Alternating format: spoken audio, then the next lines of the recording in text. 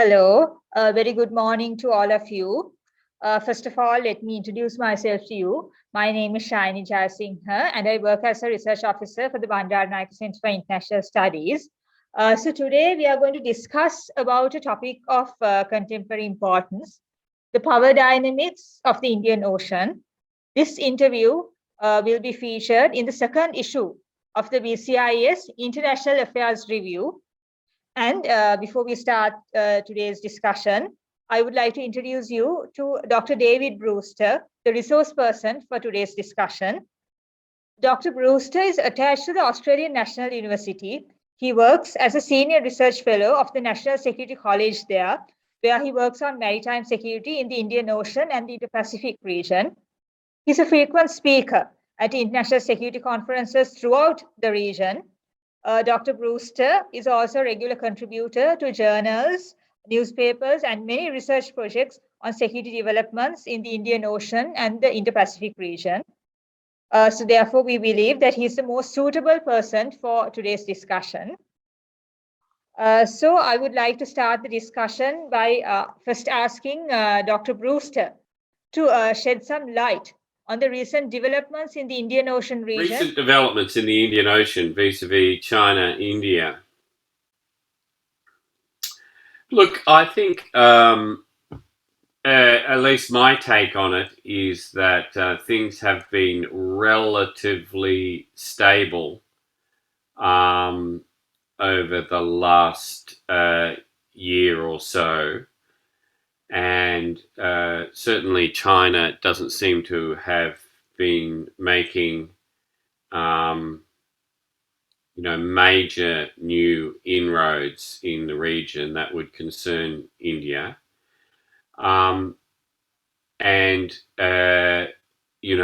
We've seen in Pakistan the CPEC project not proceeding as fast as some might have thought, and having a lot of problems.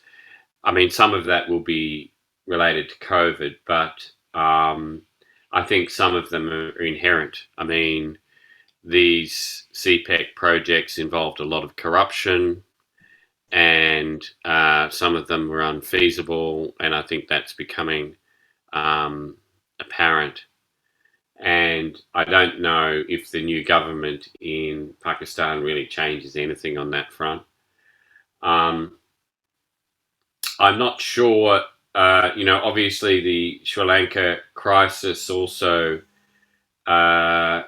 is relevant to India-China relations.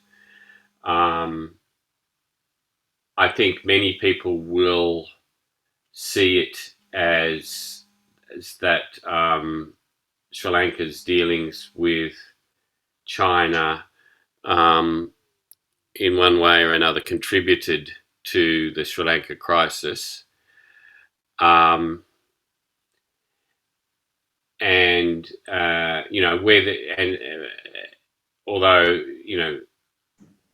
perhaps it did, I don't know. Certainly, I think it probably bred a view among the Sri Lankan governments that somehow they could just keep on borrowing more and more money, and they would never really have to repay it, and that China would be always there to give them more and more money. I think quite possibly that was a factor, and I don't know, it's not clear yet what India will do, or to what extent India will be prepared to step in and provide economic assistance to Sri Lanka. So I think there has to be stability first before that happens. So so I think I don't think that there has been in summary, I don't think there has been made massive changes in India-China relations over the last year or so in the Indian Ocean. What implications do these have on for small states? I think it has major implications for small states, and we've seen several small states being affected by these power dynamics. Maldives, obviously, several years ago, and which I think was really very much destabilized by their relationship with China and the amount of debt that they took on from China. But that, and obviously the new government under President Solly has moved towards India, but that's not the end of the story. So I'm sure that there'll be continuing competition in Maldives. Sri Lanka obviously has been the site of competition between India and China, which as I said, I think has contributed to the current situation. Although, I mean, I think it would be too much to say that it caused it, but certainly I'm sure it contributed to it. And so I think a lot of other small states in the region will be looking at the examples of Maldives and Sri Lanka, and my guess is that it will make them probably more careful in their dealings with China. And also, at the same time, I think there's been a lot less Chinese investment coming into the region. So, for example, we've seen in Africa that the total amount of Japanese investment is last year exceeded Chinese investment. And I think the relatively poor state of the Chinese economy and its problems with COVID will contribute to Chinese companies being much less prepared to make big investments in the region. So that will impact things as well. Question 4. During the recent years, we've observed the strategic roles of India and China being complemented by middle powers. Blah, blah, blah. Yes, look, I very much agree with that I think that a lot of newly emerging middle powers are going to play a much more important role in the region.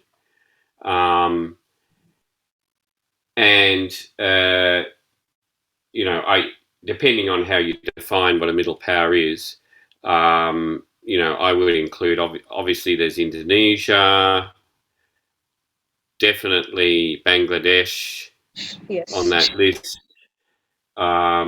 and then some Middle Eastern countries, Saudi Arabia, Emirates, they're being a lot more active in the region, and yes, we've seen Turkey being active as well. I think that's a good thing generally, because it provides a lot more options for the smaller countries in terms of their relationships. And so, for example, Sri Lanka has been keen on developing relationships with countries like Australia and Japan as ways of partly balancing the sort of the India-China issue. I think Bangladesh will play an increasingly important role, and we saw fairly recently Bangladesh making that currency swap with Sri Lanka. Yes. Although I think that's finished now. My understanding is that that's finished. It was repaid. Is that correct? They have provided us with an extension to repay the currency repay. Oh, okay. So that money's still outstanding, is it? Yes. So, okay. Yeah. So, Dr. Bruce, I'm wondering, so with all these middle powers and middle powers rising, so we can see that the region is becoming more multipolar and it's also becoming more contested. So, do you think these changing power dynamics will affect the stability of the region? Do you think it will cause any traditional or non-traditional security threats in the region? Look, in my view, I think the middle powers can play a more overall can play a more of a stabilizing role than a destabilizing role. Right. So, I think one of the big destabilizing factors is competition, particularly between India and China, but there's the United States also. And I think the smaller countries are looking to the middle powers to provide them with extra options.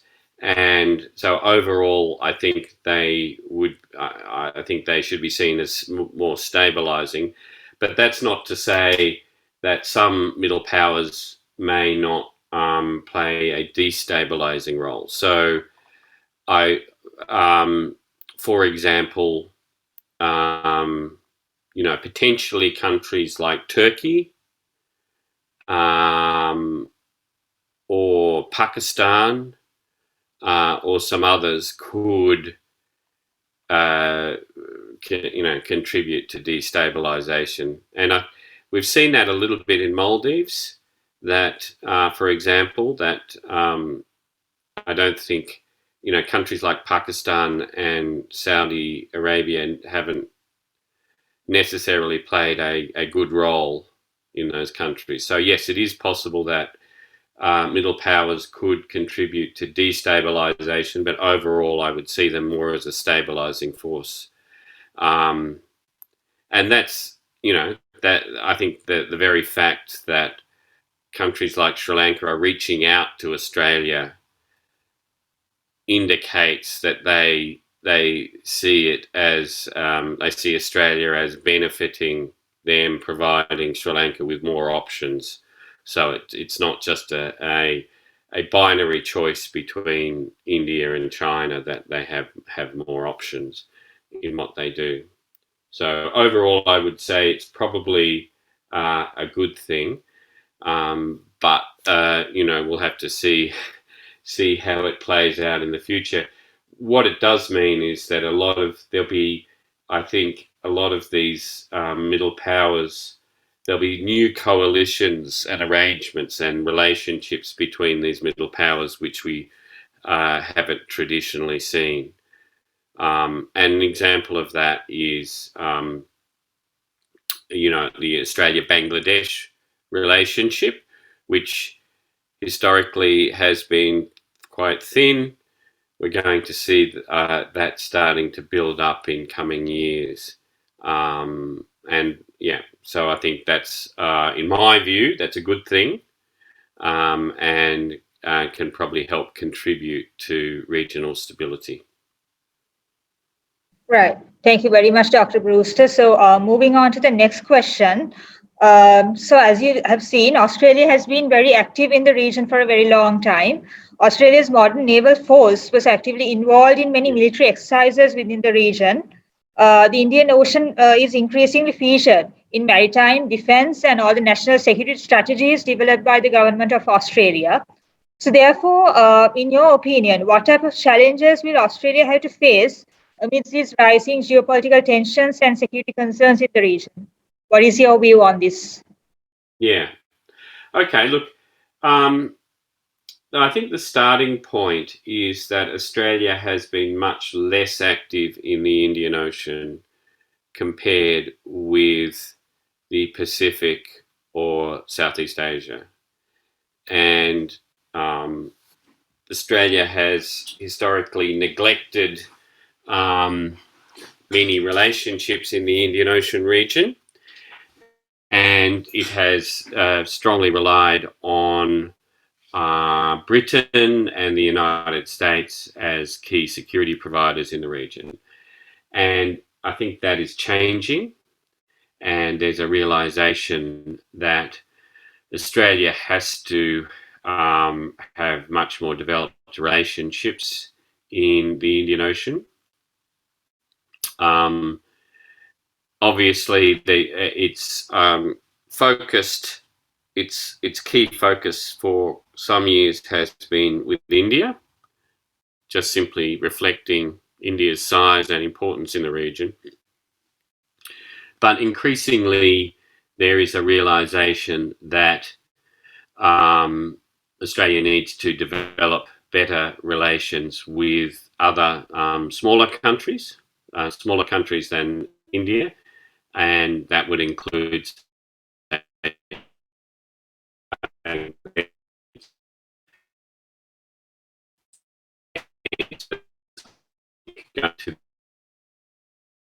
of Australia's engagement with the region. The key to that engagement is that Australia needs to be engaging on issues that are of concern to regional states. So probably the most important of that is climate change for most countries in the region. I know that Sri Lanka, with your economic and political crisis at the moment, probably climate change has been pushed back a little bit, but certainly for countries, and I'm for example, Bangladesh and Maldives, climate change represents a major threat, even an existential threat. And so I think Australia's engagement with many of these countries needs to be around issues associated with climate change, whether it be environmental issues, or other environmental issues. And that includes, and when I say environmental issues, that includes issues such as fishing, Right. and shipping accidents. Right. So, for example, we've seen in recent years some very bad shipping accidents, including two near Sri Lanka. Yes. And so we need to be working harder in terms of helping to build capabilities to respond to those sorts of threats, and also helping the region develop better mechanisms to manage their fish stocks, which I think is something Bay of Bengal region is very much in need of, because there's certainly very little regional cooperation in terms of management of fish stocks. So, we need to be understand that there's all this geopolitical dynamics happening, but there's also, just as importantly, many other issues happening, and challenges and threats. Many of them are associated with climate change. So, so I certainly would argue in favour of much greater Australian engagement with partners in the region. Thank you very much, Doctor. Now, moving on to the next question. I would like you to articulate a little bit more on the activities of the Indian Ocean Rim Association and the BIMSTEC. So it is noted that intergovernment organizations such as the IORA or the BIMSTEC, that they also can play a very active role in promoting a regional cooperation. So what is your view on this? Look, neither IORA nor BIMSTEC are terribly effective at the moment. And you need to be very, very realistic about how effective they could ever be. IORA in particular is a very weak organisation. It has no resources. The Secretariat has very little authority. And IORA, to be brutally frank, IORA has very few achievements to its name. Is it important to have a regional organisation like IORA? Yes. Can we depend on IORA to resolve major problems in the region? I don't think so. So do you have any suggestions on how to improve the functioning of these type of regional organizations? Do you think new regional actors should come into play, or the remaining organizations should change their structures? Well, I think IORA would need significant reforms, internal reforms, to make it a more effective organisation. At the moment, the way it's set up, the secretariat in Mauritius has very little authority, almost no resources. And the problem is that, it's a very large grouping. It's got almost 30 partners, I think, or members. And the great majority of those members have no resources to contribute. So it's only countries with the resources and capabilities that can actually do anything. So, you have to be very, very realistic about what IORA can and can't do. You should, I would suggest that you don't. There's a bit of a tendency in, particularly in South Asia, to think that IORA can somehow solve regional problems, and it can't. BIMSTEC's slightly different. I mean, yes, it hasn't been terribly effective, but it's got a much shorter history, and India is paying much more attention to try and build the grouping into an effective sub-regional grouping, essentially as a replacement to SARC. I don't think we've really seen much success on that front so far. I mean, obviously it adopted a charter recently, but it still hasn't actually achieved much, BIMSTEC. But, you'd hope that there will be, some success in the future. Unfortunately, we have the Bangladesh-Myanmar relationship, which is probably acting as quite a big roadblock to BIMSTEC achieving much at the moment. And it may well be that we have to wait until that problem, the Bangladesh-Myanmar problem, is resolved before it really achieves much. Certainly Australia has been quite active in working with in minilateral structures. So trilateral groupings such as the Australia, Indonesia, India trilateral, Australia, India, Japan trilateral, and the Quad. So those minilateral groupings bring together countries that have a greater level of capabilities to work together over particular issues. So I think we need to be thinking about what new webs of relationships need to be developed in the Indian Ocean on particular issues. We should not pretend that IORA is the answer to many of these issues, although it obviously can be made more effective. Right. Now, moving on to the last question, Dr. Brewster. How do you think that the changing geopolitical landscape and power competition in the Indian Ocean region will help Sri Lanka to come out of the current economic crisis? Yeah, look, I think Sri Lanka is going to have some very hard choices ahead of it. And, the problem is that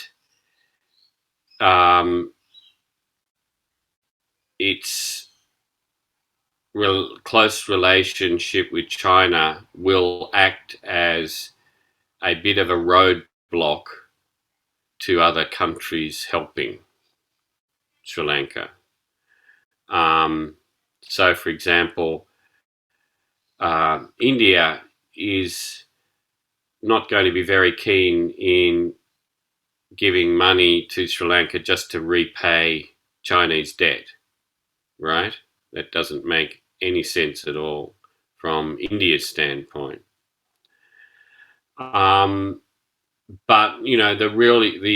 it's all of these decisions have to come from within Sri Lanka, not from outside Sri Lanka, right? It's no use other countries telling Sri Lanka what to do. The crisis can only be resolved by a recognition, I think, a broad recognition across Sri Lankan society that many governments for many years in Sri Lanka have been following an unsustainable path. And, this sort of very frequently corrupt relationships involving Chinese projects only it obviously, some powerful people make money from it, but it doesn't benefit Sri Lanka overall. And we saw with the Hambantota port, just as an example. I don't want to make too much of Hambantota, but it's a classic example. It's the indebtedness taken on at Hambantota was accompanied by many corrupt payments to leaders that led to a situation where the debt could not be repaid, and obviously then China taking over majority control of the port. So look, I don't want to make too much of Hambantota other than to use it as an example of, and look, a port in Hambantota could potentially benefit Sri Lanka in a lot of ways, but the way it was done, including significant corruption, doesn't benefit Sri Lanka. And I think the Colombo Port City is probably another example as well. I think unfortunately, geopolitical competition particularly between India and China, has contributed to some of these problems. But now, unfortunately, Sri Lanka is in a position where the answer to this crisis really has to come from Sri Lanka. And that means doing things in a different way than was previously done. So, an IMF lending package will help, but that will include some very difficult reforms, I'm sure. And whether it be to require greater transparency, less corruption, but also less entitlements. So I think that there are many, subsidies and entitlements that have not helped the Sri Lankan economy, and it will be very difficult for those economic reforms to be made. So I'm sort of doubtful that someone like Vikramansinghe would be able to push those reforms through. I don't know what you think, but these, sometimes these crises can be good in that they can spur a national recognition that things have to go in a very different direction. But that requires a realization among people that what was done in the past wasn't the best route for the country. And as I said, if if Sri Lanka is seen as being too close to China, that will make India, but also Western countries, a lot more cautious about helping Sri Lanka. I think that's the unfortunate reality. And it's not as if China is really coming to Sri Lanka's rescue. We've come to the end of a very productive discussion. Thank you very much for enlightening us with your valuable academic insights. We really appreciate you taking time off your busy schedule and giving us some time and shedding some light on the recent developments in the Indian Ocean. I'm sure that your interview will be very useful for young scholars, especially young scholars who are conducting research and academic activities, and also policymakers who are dealing with this topic. It is of contemporary importance. So on behalf of the BCIS, I would like to thank you. Thank you very much.